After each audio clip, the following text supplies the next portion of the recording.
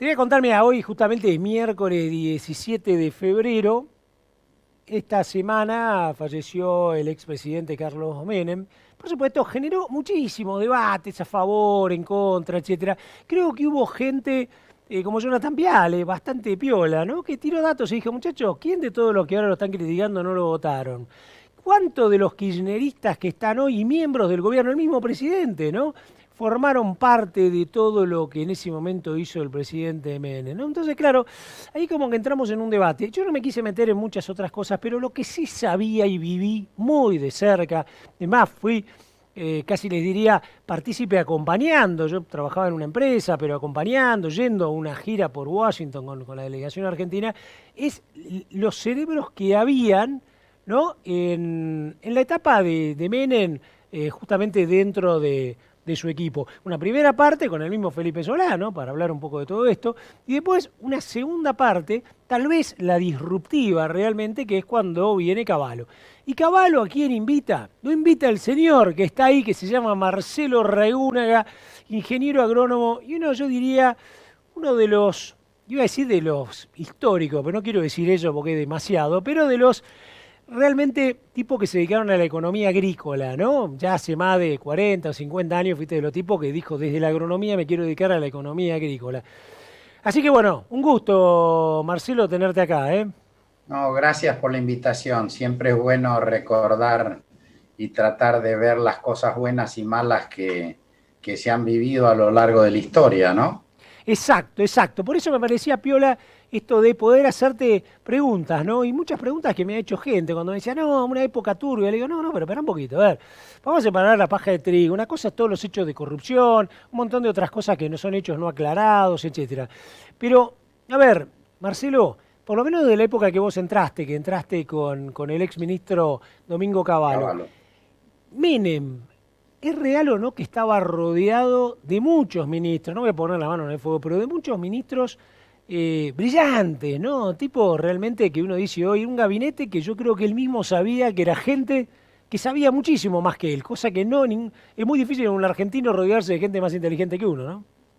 Definitivamente, yo creo que él se dio cuenta de que lo que necesitaba era convocar a un grupo de gente. Al principio pensó que había que hacer una alianza con el sector empresario, eligió a los economistas de Bunge, pero como eso fracasó, decidió elegir a un economista del prestigio de Cavallo o a un canciller del prestigio de Guido Di Tella, que no solo era un muy buen economista, sino que ha sido una personalidad brillante. Y las reformas que se hicieron con estos equipos que eran, yo diría, un lujo en algunas áreas, son reformas que no se habían hecho en Argentina por décadas. Entonces, lo que tenemos acá es una agricultura que no había aumentado su producción y prácticamente durante 40 años tuvimos la misma superficie cultivada y de pronto hacemos la revolución agrícola de todo lo que pasó después. Si pensamos en energía, Argentina tenía cortes de luz, problemas serísimos de abastecimiento, terminamos exportando gas y petróleo, digamos, o sea, hubo transformaciones muy importantes en las cuales lo que tuvo Menem fue ese liderazgo de que si él pensaba que con eso se podía hacer esa otra revolución productiva, él las apoyaba. En ese sentido, yo tuve muchísimo apoyo de su parte para hacer transformaciones que en ese momento eran transformaciones que la sociedad no estaba Ujú. segura. Por ejemplo, nosotros definimos toda la política de transgénicos y la política de transgénicos o de biotecnología es una política que en ese momento no tenía el apoyo del sector privado nuestro y buena parte del mundo estaba en contra, pero nosotros pensamos que si queríamos transformar la Argentina teníamos que usar a la biotecnología que era dentro de la genética, que es posiblemente el aspecto más importante que impacta antes y que impacta hoy en el desarrollo de la agricultura. Bueno, en ese momento estaba la biotecnología y Argentina lideró ese proceso, de manera de que nosotros veíamos, en el caso nuestro también, que teníamos toda una estructura del sector público agropecuario, que era pesada, con altísimos costos, con intervenciones, puertos que no funcionaban, elevadores que se explotaron, los principales elevadores porque el sector público no invertía. Bueno, le planteamos una profunda reforma de todo el sector público agropecuario y a Menem le pareció bien y la llevamos adelante, y con eso bajamos enormemente los costos de transporte, los costos de elevación, conseguimos un aumento brutal de inversiones. Hoy se discute si se va a invertir o no. Nosotros teníamos una industria oleaginosa que era una industria muy antigua, y en los años 90 iniciamos este proceso en que la industria se transformó en la industria más grande y más moderna del mundo. Y él, siempre que había esas oportunidades de plantear transformaciones, como fue resolver los problemas de las autopistas, resolver los puertos, resolver los temas de los elevadores, él siempre nos apoyó en todas esas cosas, ¿no? Pues sabés, Marcelo, yo muchas veces te he preguntado y en algunas, y lo he dicho incluso en notas que he hecho en otros lados, yo siempre dije, cuando he hablado con Marcelo Regúnaga, que fue secretario de Agricultura 2 veces, el tipo tenía más poder que un ministro, ¿no? Porque mucha gente, viste, se saca la desgarradura, no, si uno no tiene un ministro de Agroindustria, ¿para qué quiere tener un ministro de Agroindustria? Con todo el respeto, hoy mismo un ministro de Agricultura que en el fondo esté en un segundo o tercer nivel. Ustedes, en cambio, y yo de alguna manera fui protagonista porque lo vi, reportaban directamente a un ministro como Cavallo, que tenía dos ventajas. Una, era un tipo como ministro recontra fuerte y que trabajó muy en junta con Menem. Por lo menos él mismo lo contó cuando habló de la muerte del expresidente, ¿no? Y segunda, por lo que vos me has contado y Gustavo Oliverio también, ustedes iban con ideas. Se sentaban a la tarde con Cavallo, que era un tipo que laburaba 18 horas por día, le tirabas y Cavallo los miraba, ¿no? Así por lo menos tengo yo anécdota. Decía, ¿y vos qué pensás, Marcelo? ¿Y vos esto? ¿Y vos esto? ¿Ustedes lo harían? Sí, que yo, bueno, listo, fenómeno, falta tal número, tal cosa. Vamos, métele para adelante, ¿no? Era como que había una ejecutividad para hacer las cosas impresionante, ¿no? Y poder de decisión. Evidentemente eso fue una de las grandes virtudes tanto de Cavallo como de Menem. Con Menem yo hablaba poquísimo, pero en las pocas conversaciones que yo tenía con él, que hablé la mitad del tiempo en todos los años que tuve, que lo que hablé con De la Rúa, y con De la Rúa era un tema de que le decías una cosa y había que consultarla y consultarla. Con Menem, si uno le planteaba algo que a él le parecía razonable y que uno estaba convencido, era un estadista que decía hagámoslo, y inmediatamente hicimos muchísimas transformaciones. El proceso de desregulación, de privatización de todo el sector público agropecuario, el proceso de erradicación de la aftosa. No hay que olvidarse que Argentina durante décadas tenía aftosa y no lo resolvimos. Nosotros le planteamos un modelo distinto en el cual la parte de la erradicación la tenía que hacer el sector privado y parte del sector público. Tuvimos el gran apoyo del sector privado y en una década logramos lo que no se había logrado en 50 o 60 años de campañas antiaftosa. Lo mismo, cuando yo llevé el proyecto de modernización de la comercialización de carnes, ese proyecto lo empezamos a hacer y hubo una transformación brutal del comercio de carnes. Lamentablemente, Felipe, que me siguió a mí, decidió dejarlo de lado y volvimos a un tema que no hemos resuelto hasta el día de hoy. Pero lo que hoy se está discutiendo en la mesa de las carnes, a iniciar un proceso de modernización de la comercialización de carnes, lo mantuve yo durante 1 año y medio. Hicimos un esfuerzo enorme desde el punto de vista sanitario y desde el punto de vista fiscal. Cambió totalmente todo lo que era la evasión en aquel momento de la carne, y bueno, y después se dio vuelta para atrás con eso, pero yo tuve todo el apoyo para hacer eso también, ¿no? Decime, Marcelo,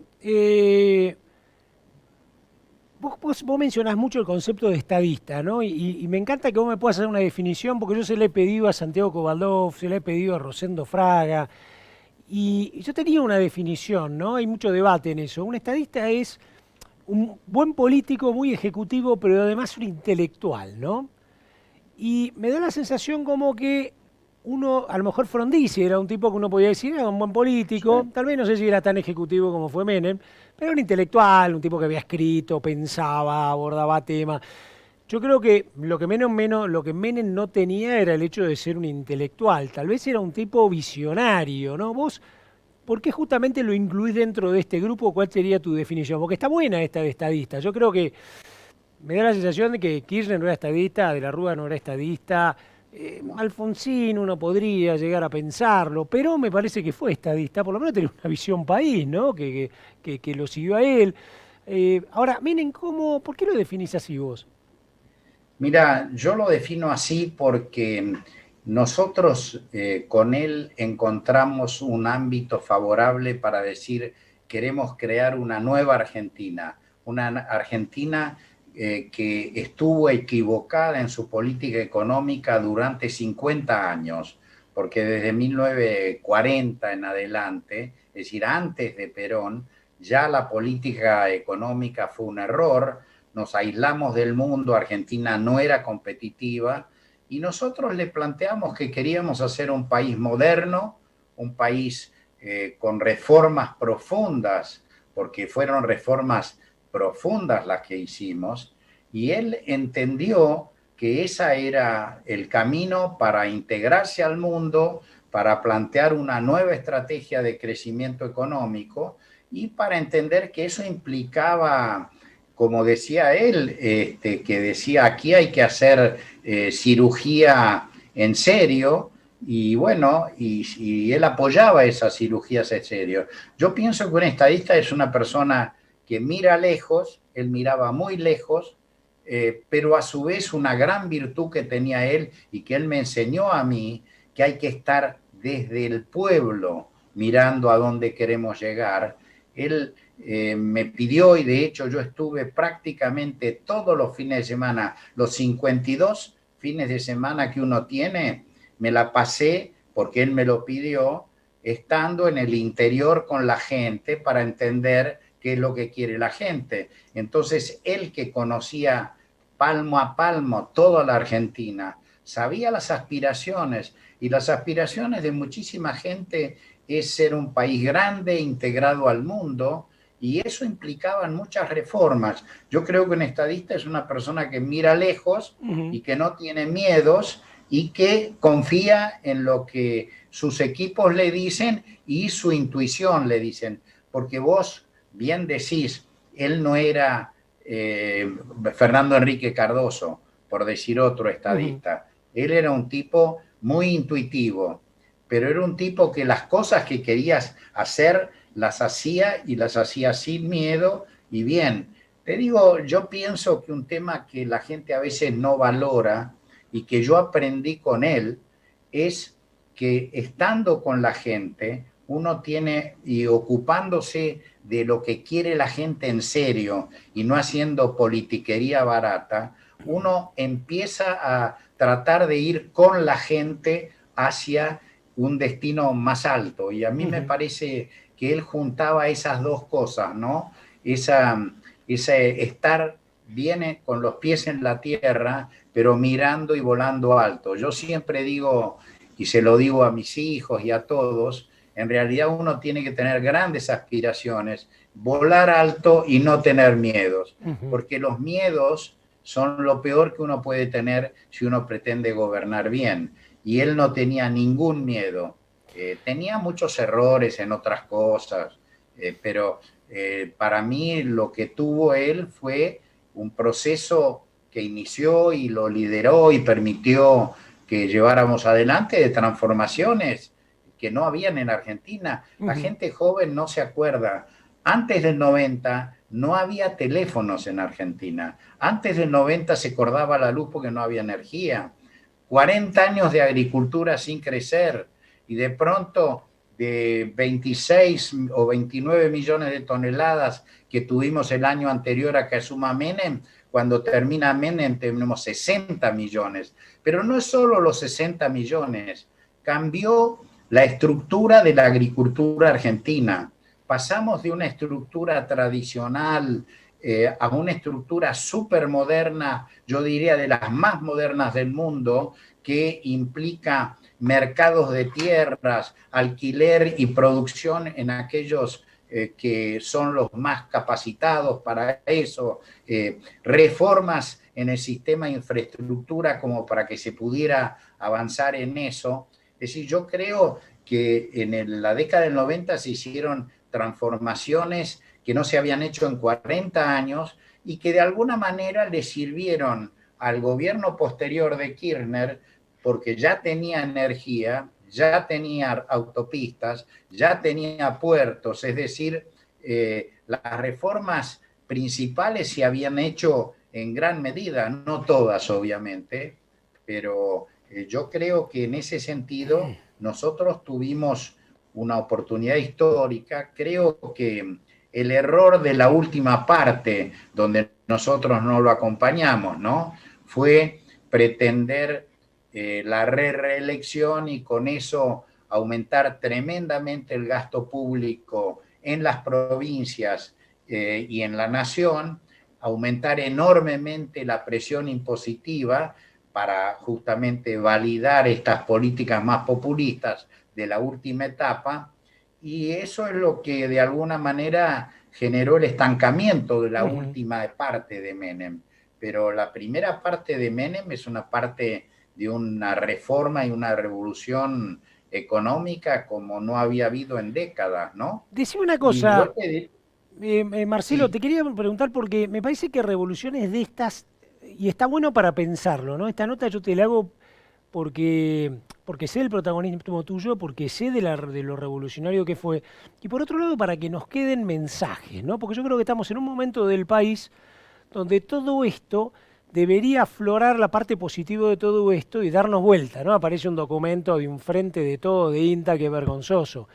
Digamos, volviendo a abrir la Junta Nacional de Carne, de grano, regulando el comercio, regulando qué precio le pongo a tu producto, ¿no? O sea, el tipo no va a querer que yo le regule el salario a él, ¿no? Pero sí que él regularme a mí el producto. En fin, ante este pensamiento tan setentista, tan viejo, está bueno reflotar estas cosas, ¿no? Como para contagiarlas, para pensarlas. Entonces acá te hago una pregunta que es, ¿cómo influye en esto?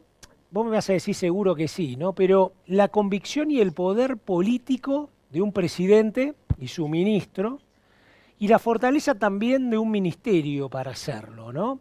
Porque me parece que las grandes transformaciones se tienen que hacer cuando vos tenés toda esa personalidad, ese carisma que tenía, como decís vos, Menem, esa cercanía con la gente, ese carisma para cerrar grieta, para tomar decisiones como hizo, ¿no?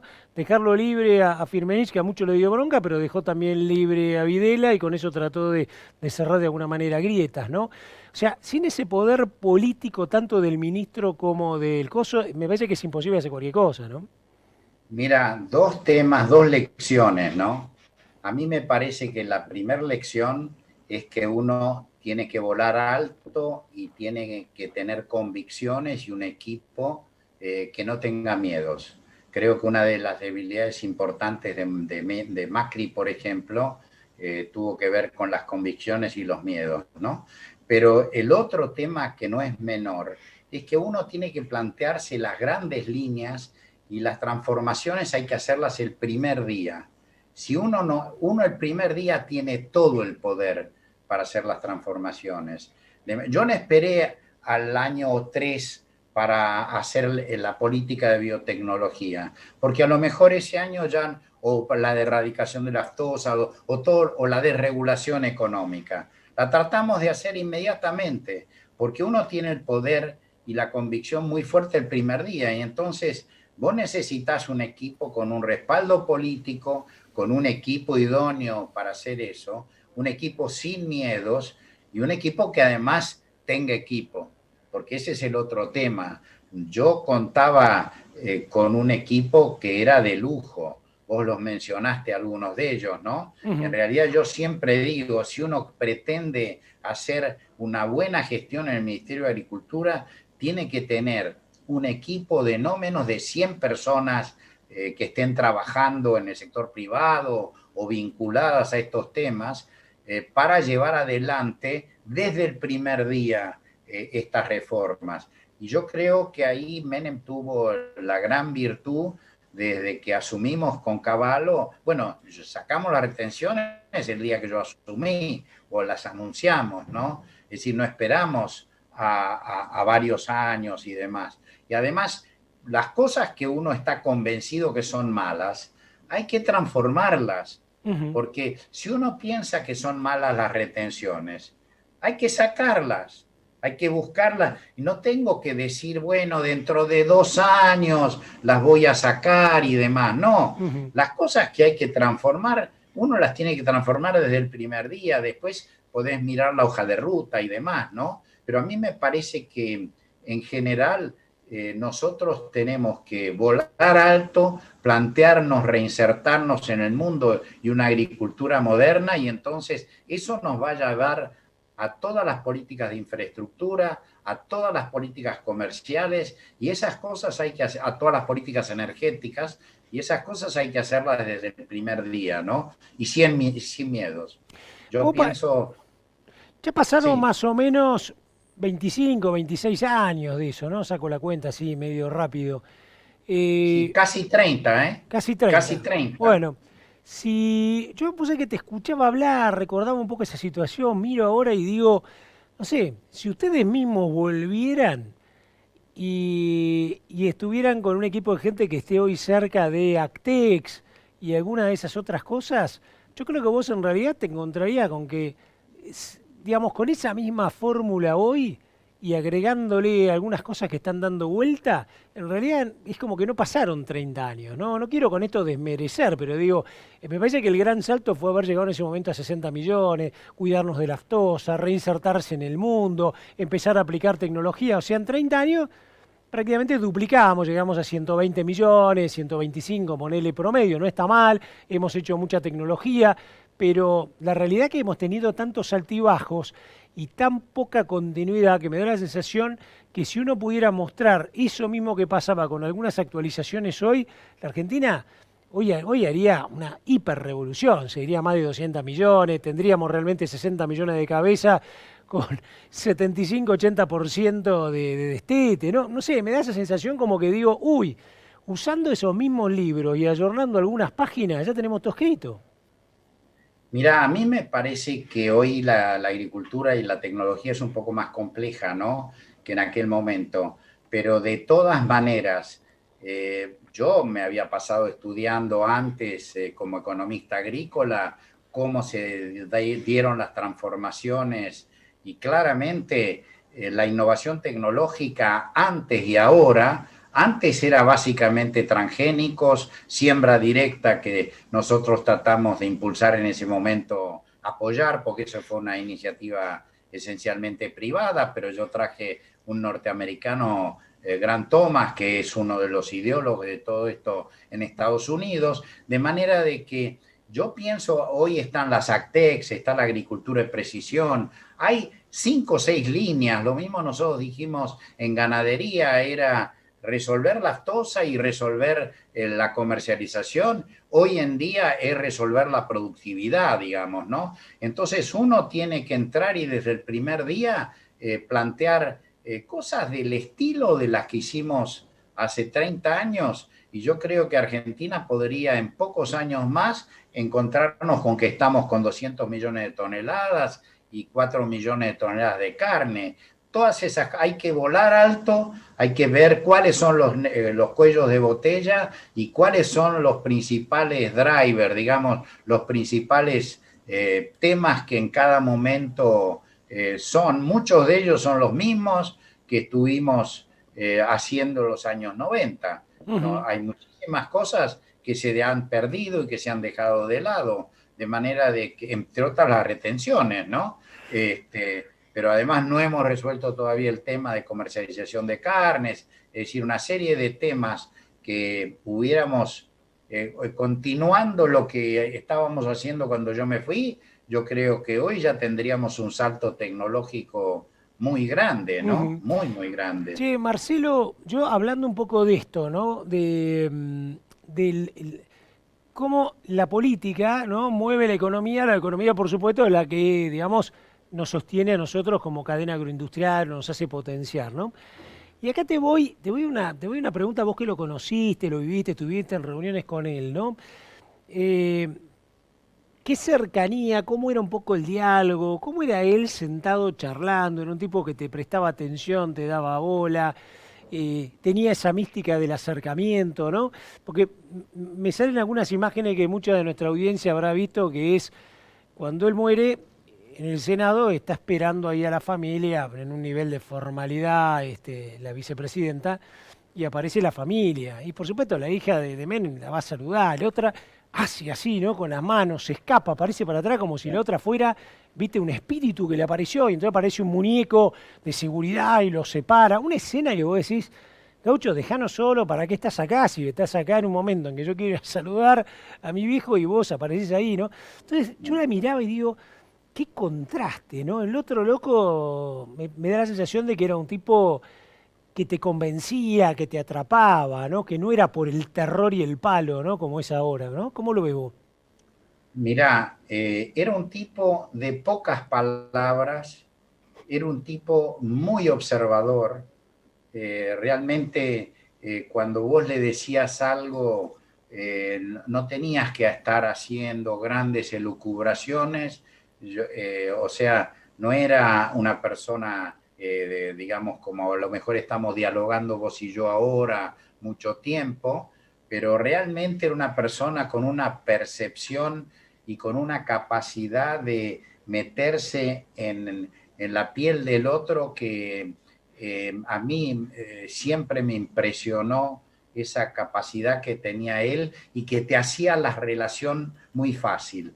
Yo nunca tuve dificultades en la relación con él, inclusive cuando tenía diferencia en algunos temas, que en algunos temas de materia de algunas cosas que a mí no me parecían bien, tuve discusiones, pero siempre fue con un nivel de cercanía que te la hacía fácil. Y te voy a decir una anécdota Dale. para que tengamos una idea de lo que era él. Cuando yo ya no estaba en el gobierno, Menem fue en un viaje a Estados Unidos.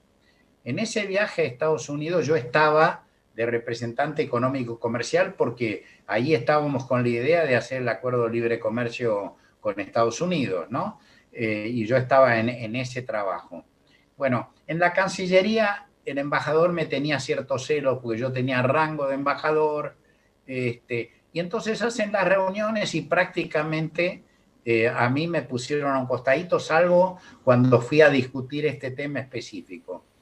Lo veo a Menem, nosotros no éramos amigos de la familia, para nada, ¿eh? Y Menem me pregunta, decime cómo están Lili y tus hijos, Oh, ¿están acá? Y le dije, sí, pero ellos no te pueden venir a ver. Embajador, ya quiero que los hijos de Reguna me vengan a saludar. Y nosotros no éramos amigos de él. Esto te da una idea mm, de una persona que tiene esa capacidad de entender a la gente, pero además, como te decía yo, nosotros ni éramos amigos de la familia, mucho más éramos amigos de la familia de la Rúa, ujú. mucho más.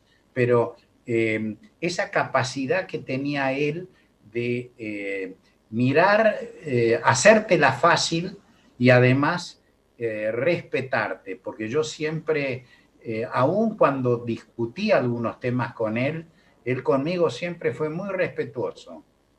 Así que para mí tuvo, ya sé, hay mucha gente que le critica y yo tuve algunas diferencias también, pero por encima de eso lo que yo digo es, aquí tuvimos una persona que planteó un país Ujú. distinto, un país que no se planteó, obviamente que eso lo planteó con Cavallo y con un equipo, como decías vos, ¿no?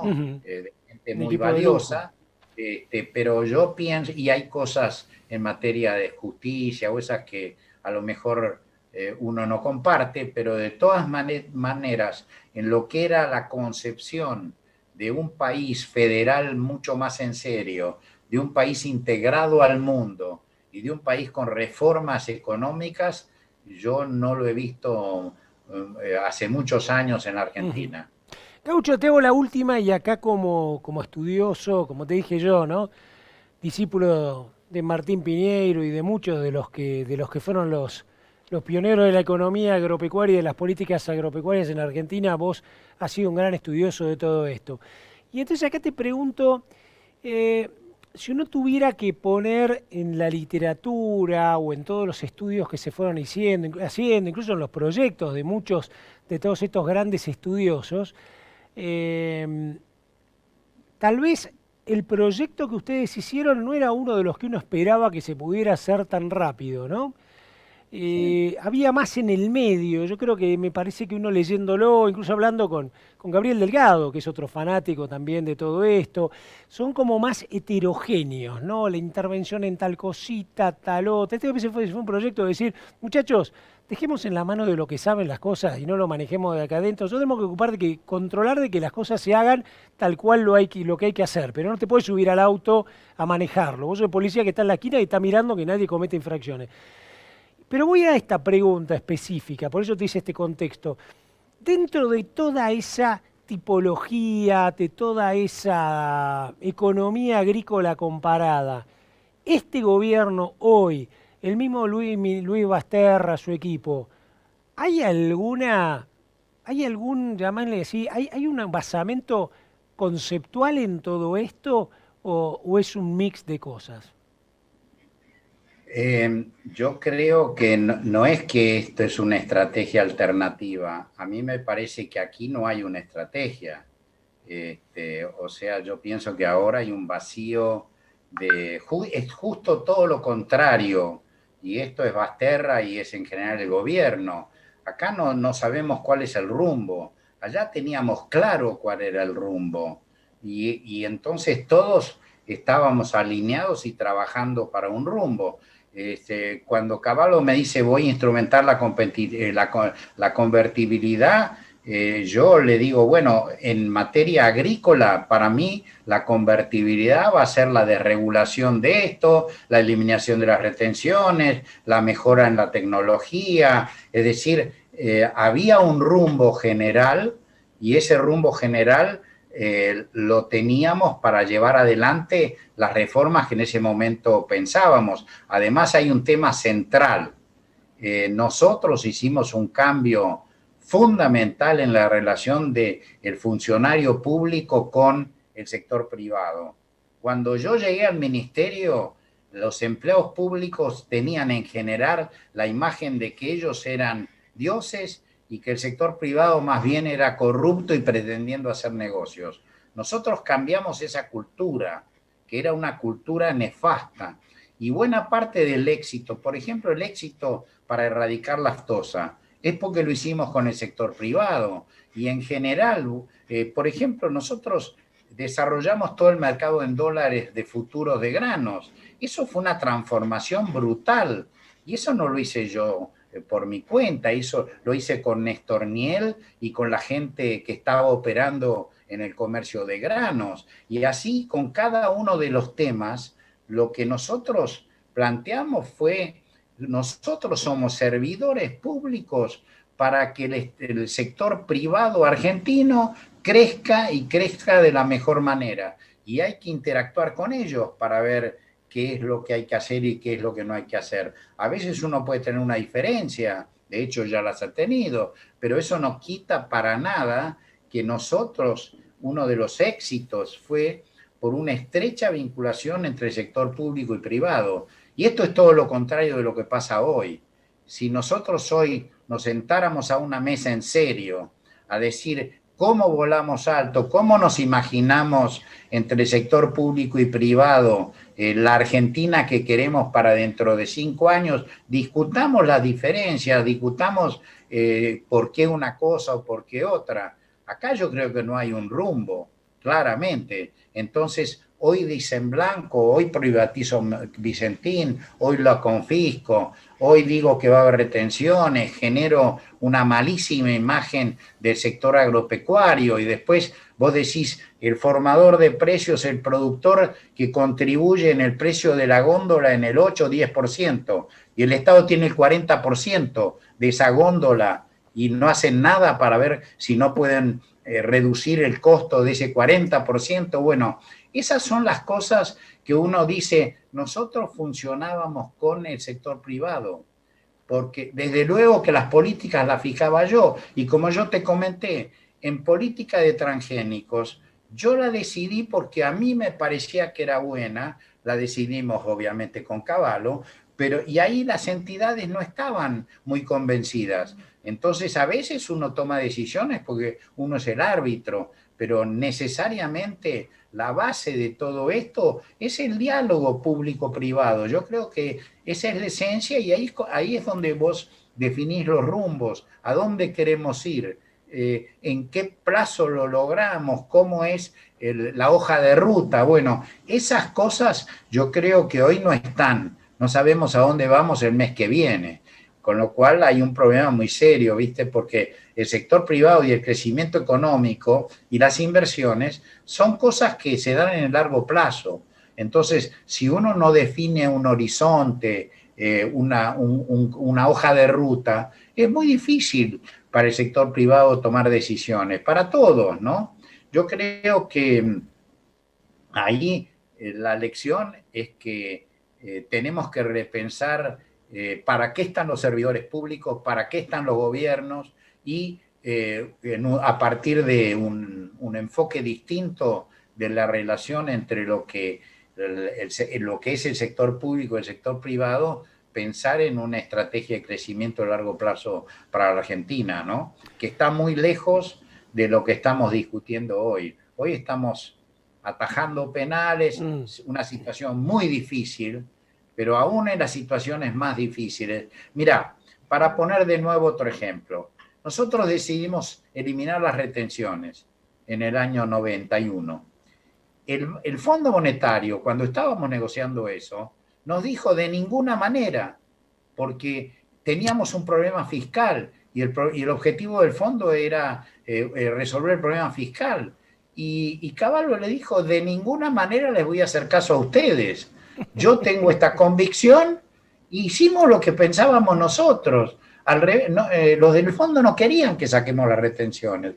Entonces, ahí te da otro ejemplo de cómo uno, si tiene una idea de qué es lo bueno y qué es lo malo, tiene que hacerlo eso desde el primer día y siempre en diálogo con el sector privado, ¿no? ¿Cómo fue que te llamó a vos Cavallo? Porque yo me acuerdo en ese momento nosotros te veíamos mucho por las charlas del estudio Fuller Wilken, lo mismo que a Gustavo Oliverio, que era gran amigo tuyo también, Gustavo López, otro tipo. Eh, la realidad que era, los que yo conocí en ese momento era un Hugo Cetrángulo, un equipazo de primera te llevaste vos. Ahora, ¿cómo aparecés vos dentro de esto junto con Cavallo? Mirá, en realidad yo lo conocía a Cavallo antes porque inclusive yo estaba de presidente de la Asociación de Economía Agraria, hicimos el Congreso Mundial de Economía Agraria, o sea, lo conocí como economista. Yo no era amigo de él antes de entrar, de hecho, yo integré en mi equipo a Ingaramo, por ejemplo, que era de la Fundación Mediterránea, que venía digamos, de trabajar con Cavallo, pero yo había entrado de segundo de Felipe en su momento, pero tenía una relación previa de respeto intelectual entre a nivel académico de las cosas que nos conocíamos de antes, ¿no?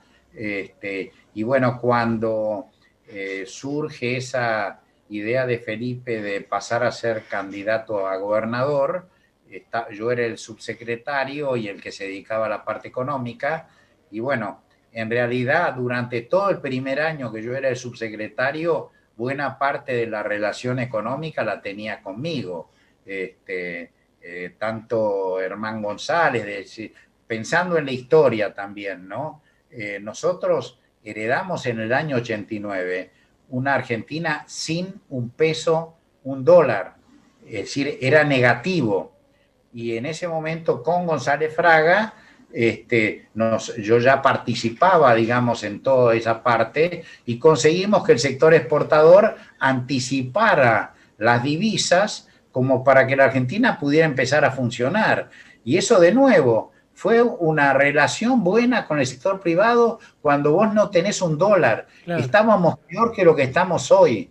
Y hoy, ¿qué pasa? No hay un buen diálogo, hoy hay aprietes y demás. Nosotros desde el primer día nos reunimos con González Fraga, que nos conocíamos también con él, y bueno, la relación fue de confianza. Ustedes nos dan los dólares, nosotros les vamos a permitir exportar, y bueno, y en general, bueno, mi relación con Mingo fue de ir conociéndonos y respetándonos, primero como economistas, pero después, sobre todo, en el propio trabajo, ¿no? Qué bueno, Marcelo. Bueno, me encantó este rato con vos, ¿eh? Una muy linda charla, una muy linda charla. Al toque, cuando surgió todo esto, lo primero que dije, ¿no? En algún grupo WhatsApp, sin duda Marcelo Reguna, Gustavo Oliveri, Hugo Cetrángulo, Gustavo López, un montón de gente espectacular formaba ese equipo con vos, Marcelo. Y muchos se callaron la boca cuando tiré eso, ¿no? Y los grandes avances que hubo, más allá de todas las otras cosas, hablando, ¿no? De revolución agroindustrial. Maestro, un abrazo muy grande y muchas gracias por estos mensajes que nos dejás. Yo creo que, Un mensajito solo importante también. sí, Nosotros, entre las reformas que hicimos, llamamos a concurso todas las direcciones nacionales y las direcciones, y las personas que ganaron esos concursos, como Gustavo López o como Hugo Cetrángulo y demás, que ganaron los concursos, normalmente eran gente que tenía algún posgrado. Nosotros armamos este nuevo staff del sector público con gente de altísimo nivel que no era la que yo heredé. Y eso fue otra gran reforma. Yo creo que hoy el Estado argentino de nuevo tiene una debilidad, una incapacidad total de gestión, y eso es porque no hay profesionales, los directores nacionales, y eso llegan sin ninguna historia y sin ningún currículum importante. Ese fue otro cambio muy importante. Muchas de estas personas hoy son exitosas en el sector privado, pero fueron parte de lo que hicimos también para fortalecer ahí con Gustavo Vélez, que era en ese momento el que se encargaba de modernización. Bueno, con él hicimos una reforma del sector público que también fue importantísima. ujú, Ahora no están haciendo nada, o están nombrando gente con muy poca idoneidad en muchos de estos cargos también, ¿no? clarísimo. Marcelo, muchísimas gracias, un fuerte abrazo, saludos a la familia. Gracias a vos por la invitación. Gracias, Gaucho. Marcelo Regónaga, ex secretario de Agricultura, Ganadería y Pesca, con dos gobiernos, con el gobierno de Menem y con el gobierno de la Rúa. Además, bueno, me tocó durante muchos años participar con él, con Hugo Cetrángulo, de un exitoso programa de agronegocios en la Universidad de San Andrés, con el cual trabajamos muchísimo. Y la realidad, está bueno escuchar esto. Yo creo cada vez que, cuando ocurrió lo del presidente Menem, lo del expresidente Menem, enseguida me aparecieron muchísimas cosas de esto, ¿no? La modernización del país, ser el primero que tuvo internet, celulares, telefonía, tener gas, tener electricidad. Yo veo todo lo que falta, ¿no? Digo, pasaron 30 años y fuimos implosionando, ¿no? Y digo, ¿cuántas de estas cosas tienen una actualidad enorme? Bueno, no sé si uno tiene que copiarlo, pero tiene que decir, en la historia hemos tenido cosas muy buenas, así como Alfonsín, ¿no? Que se ocupó justamente de darnos fuerza a esa democracia y cortar esos golpes militares que siempre nos hacían ir para atrás. Bueno, yo creo que lo que hubo justamente en el periodo del expresidente Menem fue esto, modernizar el Estado, con lo bueno, con lo malo, etcétera. Y mucha gente, y seguramente vos del otro lado por ahí, saltan, y viste los ferrocarriles, el desastre, y qué sé yo, digo, muchachos, se privatizó, lo que pasa es que es difícil mantenerlo cuando tenías un Moyano en ese momento que después te tomó las rutas. O alguno que decía, no, hay aerolíneas argentinas, tiene que ser Argentina, pierde 700 millones de dólares, macho. Entonces, ¿de dónde querés que te bajen el gasto público? Deja que lo hagan los privados, que el privado lo haga y si es negocio, que le vaya muy bien porque va a generar laburo. Y vos ocupate de lo tuyo, de cuidar que el privado haga bien las cosas, bien chiquito, bien compacto, para que a la gente no le cueste justamente esos impuestos que son los que nos afectan tanto. Nos seguimos viendo en Ganadero Sitio.